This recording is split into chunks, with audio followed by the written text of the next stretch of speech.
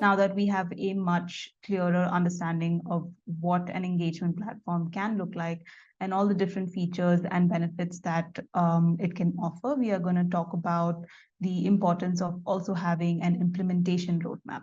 So this is something that can also be really helpful to present to leaders to gain their support. So what you see here is essentially an example of what this roadmap can look like. So you might want to have a pre-launch where you get a certain integrations or customizations done, and then maybe move on to having a communication plan where you get some materials ready for a soft launch. And then based on feedback, you can make changes if required, and also try to optimize the process. And then finally, you can roll it out to the entire organization while also ensuring that you continue to optimize and improve the engagement strategy as you go.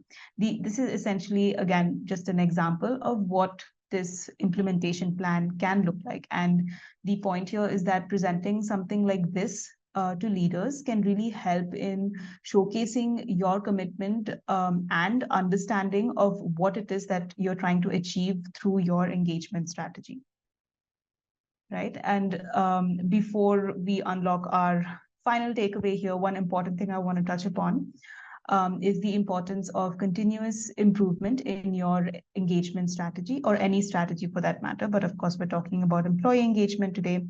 Make sure to emphasize this while presenting to leaders, right?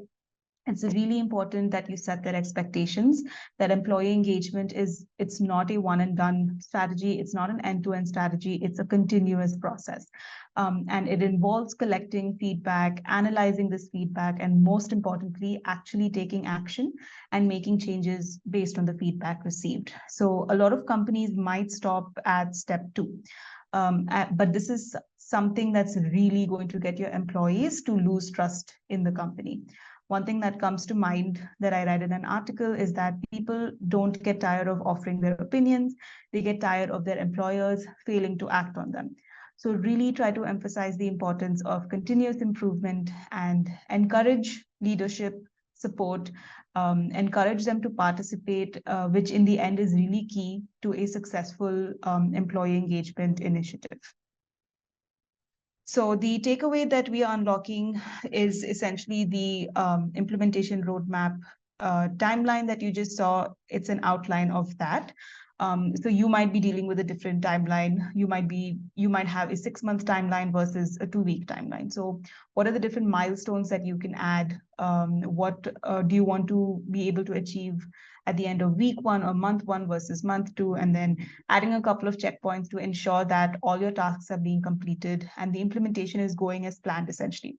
So this is, of course, like I said, going to look different. So you can just use this as an outline, use this outline as a reference to create your own roadmap or implementation plan.